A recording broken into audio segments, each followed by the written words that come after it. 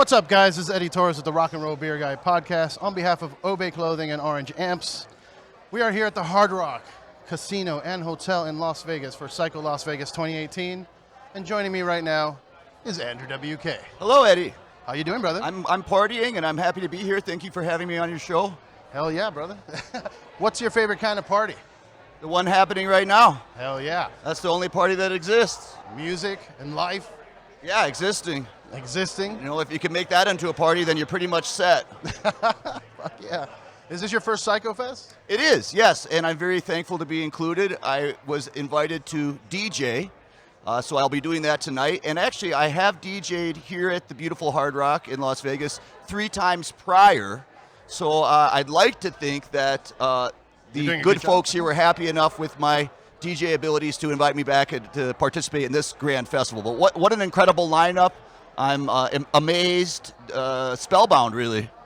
What band are you looking forward to seeing the most?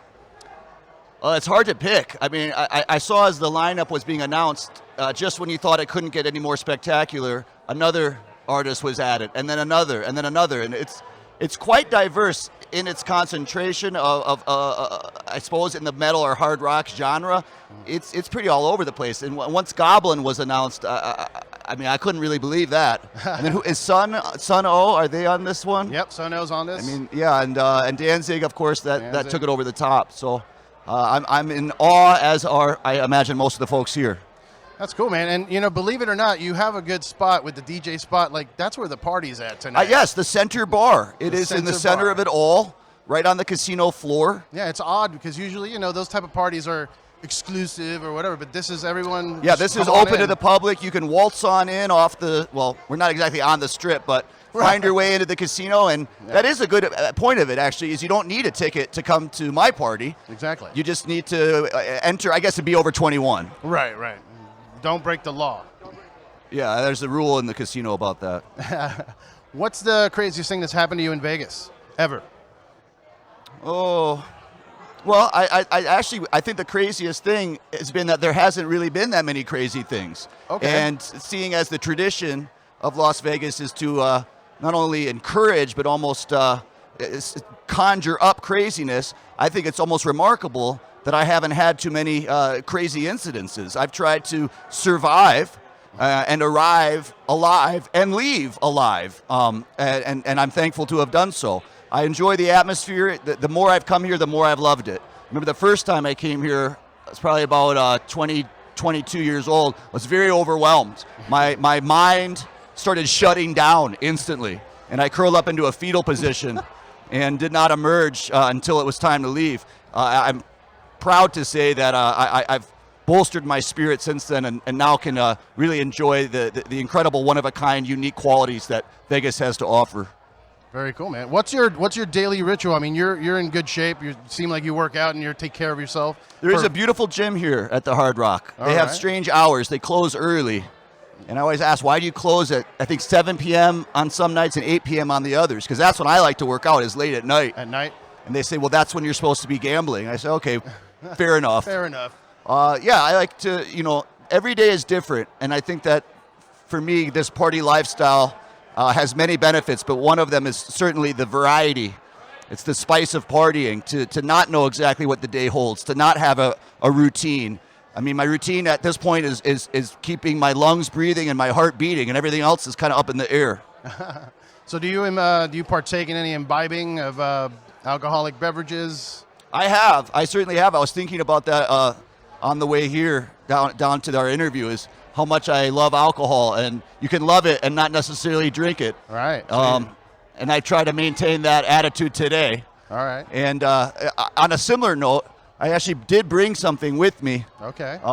That is another one of my indulgences in life. Sure. And since you mentioned in the description of this video show that it talks about gear, I brought with me, I happen to have it on with me, a great piece of gear. Okay. That combines, an indulgence that actually I think is more of a necessity. Yes. This is Dave Pino, by the way. How you doing? Nice to meet you, man. Nice to meet you too, man. That's awesome, dude. Dave plays guitar in our band, and he's an amazing man. And this is my pizza guitar. That's amazing, dude. So if I had you're it. not watching and you're listening to this, because it also is a podcast, Okay. you're holding up a slice of pizza guitar. That is exactly right. Very good description. Very accurate. Peppers, jalapenos, olives, mushrooms. Yeah. Did you choose the toppings? Yes, I did. Awesome. This was made in partnership with ESP, an amazing guitar company I'm so lucky to work with. And I had a dream for many years to make a guitar shaped like a slice of pizza, or a slice of pizza shaped like a guitar. And we settled on the prior, and I painted it, and they assembled it. But one thing I really want to point out is, to many people's shock and surprise and ultimate delight, it's an extraordinarily well-balanced instrument. Dave, you attest to that? You think, oh, it's just a goofy shape, it doesn't necessarily play well. Yeah, the guitar sounds surprisingly amazing. That's awesome, man. And it's plays smooth, and out of all guitars I've ever owned, including many traditional shapes and models, very legendary models, this one actually is the highest quality instrument in terms of its playability, and its tone and its sound and its feel. Would you like to hold it? Yeah, hell yeah. Okay, please don't break it or eat I it. will not eat it. I love pizza, but Well, I won't eat it. who doesn't? So that's what I was thinking. Who doesn't love pizza? Who doesn't love electric guitars? Why not combine these things? Let them produce a baby, and this is the baby of a holy union between a pizza and an electric guitar. That's badass, dude. I was going to ask you what your favorite piece of gear is, but you've already answered that question. I think that is. I like, my main instrument is keyboard. I'm not a really strong guitar player, but I've never gotten to make such a special creation. Really, it's sort of like the high point of my party adventure. So what is it about pizza?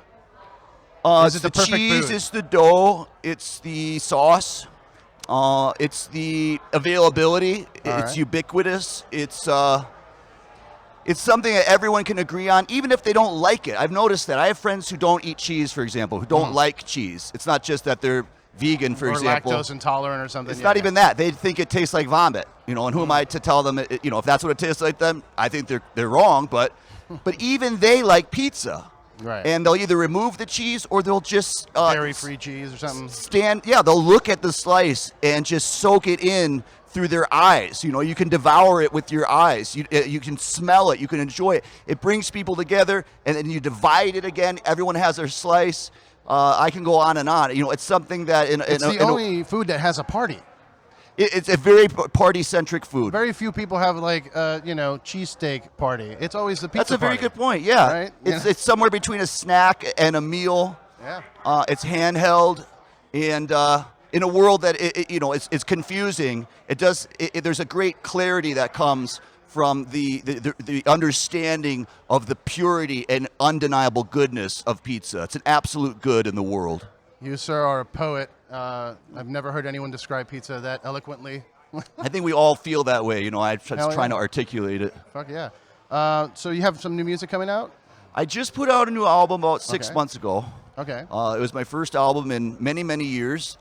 I'm not happy that it took that long to put out, but I am very happy that it's out now. Okay. And hopefully get another album out as soon as possible. We are touring.